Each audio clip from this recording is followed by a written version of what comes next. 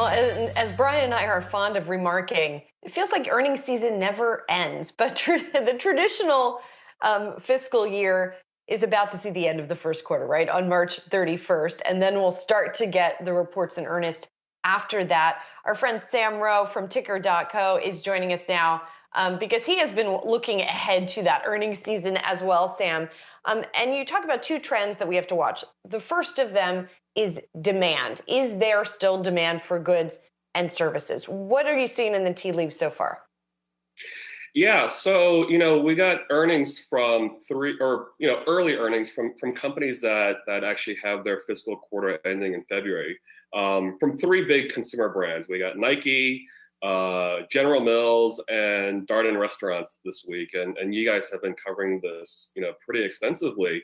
But from a demand perspective, one of the messages that keeps coming out from these consumer names is that consumers are paying. They're paying for sneakers. They're paying for cereal. They're going out to Olive Garden and Longhorn Steakhouse, and importantly, this is all happening with the backdrop of higher gasoline prices, and it's also happening as a lot of these companies are raising prices to offset rising cost inflation.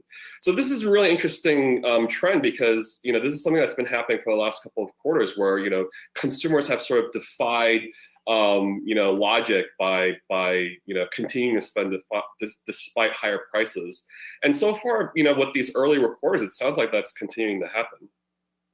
Sam, that Olive Garden quarter was just mind-blowing. I get the breadsticks are good, but still a 30% same-store sales increase. That was very impressive. But what was interesting, and even within a lot of these reports, so I'll stay on Darden, margins were under pressure. Even with these really strong sales gains, you get the sense that inflation is still hurting a lot of companies out there. Yeah, I think this could actually be the quarter where there might be a turn in margins. Even Nike, for instance, they actually had an improvement in their gross margins, but their operating profit margins. So when you incorporate all the costs of running the corporation and interest expense and all that stuff, they got squeezed a little bit.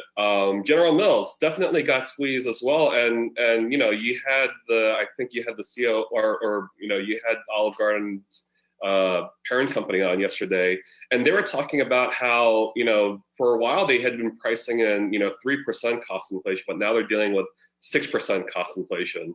So maybe consumers are doing well, but as far as companies being able to manage this incredibly rapidly rising cost situation, it might actually catch up to them, and maybe this is the quarter where margins contract pretty significantly.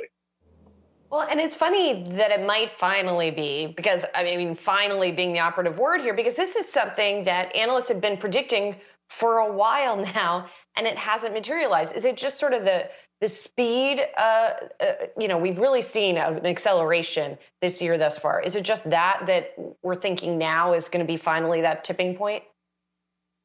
I think some of it has to do with the speed, but I think for the most part, it has to do with how much stuff like supply chains and labor shortages have just persisted for so much longer than people expected. We've known about these issues for at least a year now, so you'd think that there'd be better efforts to loosen up things like supply chains. But even last week, you have Fed Chair Powell speaking at his, FOMC press conference and basically admitting that they got this wrong. And, essentially it could be the case that companies are sort of sharing in that message, and that, positioning in a way where, cost inflation is supposed to last this long, but it's just lasting so much longer than people expected. So I think that's part of the problem, is that, everyone was hoping for this inflation problem to go away, but it's persisted. Sam, what I've been finding so interesting is that so many folks are out there calling for a recession, looking for a recession, despite record low levels of unemployment. And then also this chart too, which is something you highlighted on Ticker.co in a newsletter from you, is that consumers still have a lot of savings they have put away during the pandemic, where we're now at that point, perhaps they can continue to withstand just getting beat over the head continually by all this inflation. Yeah, and I think that speaks to some of the earnings announcements that that we got this week that consumers are paying up. And importantly, this whole matter of excess savings, this extra money that consumers have saved since the beginning of the pandemic, whether it's because of, not having a whole lot of opportunities to spend it a year ago, like, Olive Garden, a lot of their dining rooms are probably closed a year ago. So everyone, instead of, who didn't eat last year, are going to book to reservations or something this year.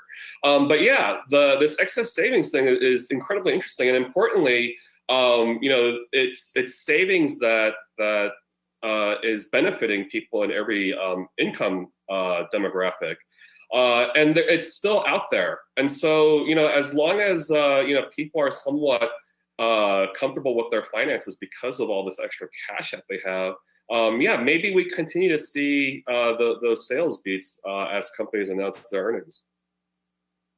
Believe it or not, I think that our Brian Sozzi is spending some of his extra pennies at Olive Garden. He was just texting me the other day. Fan. I am not kidding about the breadsticks. And then we were talking about the unlimited salad as well. So maybe he's going to be one of those folks supporting it. Maybe you will be too. We'll all gather there. Sam Rowe, thank you so much for being here, editor of Ticker.co. Always great to see you.